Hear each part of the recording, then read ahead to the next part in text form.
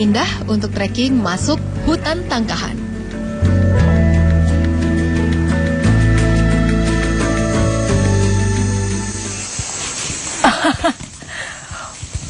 Mau coba bawa Agustin sendiri. Ternyata jaga keseimbangannya jauh lebih susah daripada duduk di pelana. Agar Agustin bergerak maju ke kiri, saya harus menggoyangkan kaki kanan. Dan sebaliknya, gelitik kuping kirinya jika ingin ia bergerak ke kanan. Tapi prakteknya tak semudah itu.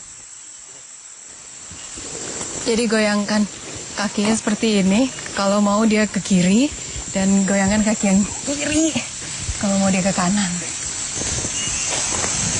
Untuk bisa mengontrol gerakan gajah dan mengomandoi gajah ini supaya bisa jalan dan maju atau mundur, Mahut ini bisa berlatih selama bertahun-tahun.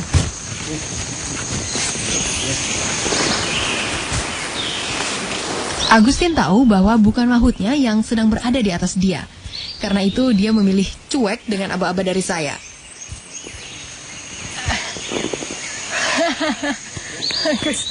Dia berhenti lagi.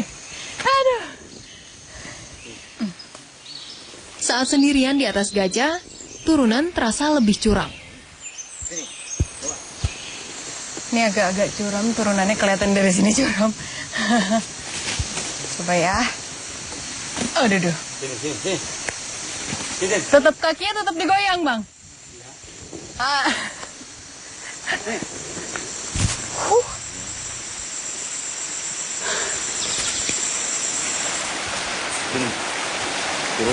Untung Agustin tak ngambek sedikit pun saat saya bawa.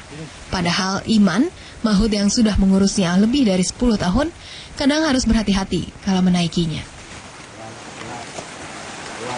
Kalau Mahut seperti belum berapa apal karakter gajah jantan, itu bisa membahayakan diri sendiri, Mbak. Nah, seperti gajah betina aja kalau kita panggil 2 kali, kalau kupingnya itu tegak kayak gini, itu nggak bisa kita dekatin.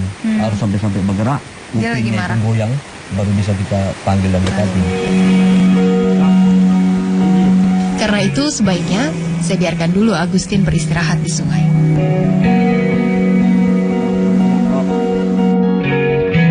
Saya berada di titik pertemuan 2 sungai yang mengapit Tangkahan, Sungai Batang Serangan dan Sungai Buluh.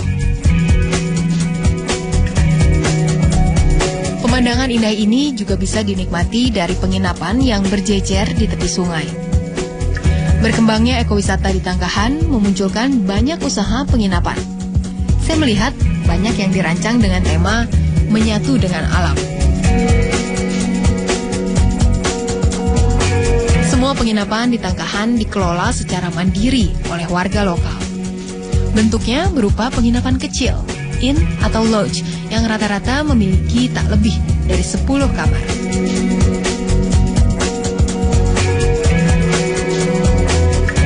Bahan bangunannya memakai bambu atau kayu dari kebun warga.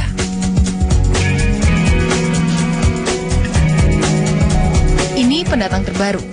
Berdiri pada 2013, Dreamland hanya memiliki 3 kamar. Desainnya unik. 1 kamar bisa ditempati 2 hingga 3 orang.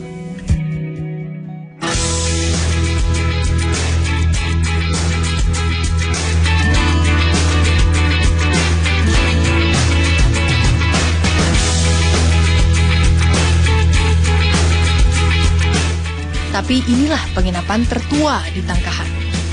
Dari restorannya, kita bisa memandang langsung hutan Taman Nasional Gunung Leuser dan 2 sungai yang memagarinya. Pemiliknya punya karakter unik. Banyaknya lah unek-unek di kampung itu, di Tangkahan ini bikin saya tambah kerasan gitu. Oh ya, justru banyak tekanan nggak membuat tambah saya kerasan gitu. Ia cukup bernyali datang ke Tangkahan pada 1970-an, saat di dalam hutan masih marak aksi penebang liar. Dulu mereka itu dari nenek moyangnya hasilnya dari sana semua. Ya.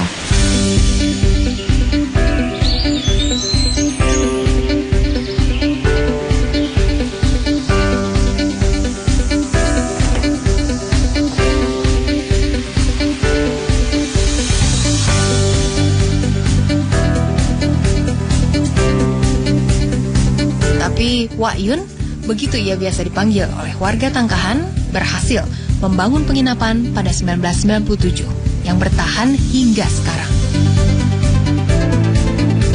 Harga kamar di Bambu River berkisar 250 hingga 300 ribu per malam. Berarti apa yang paling penting sekarang dibutuhkan oleh Tangkahan ini ketika dia mau kembangin ekoturismnya, tetap jaga hutannya?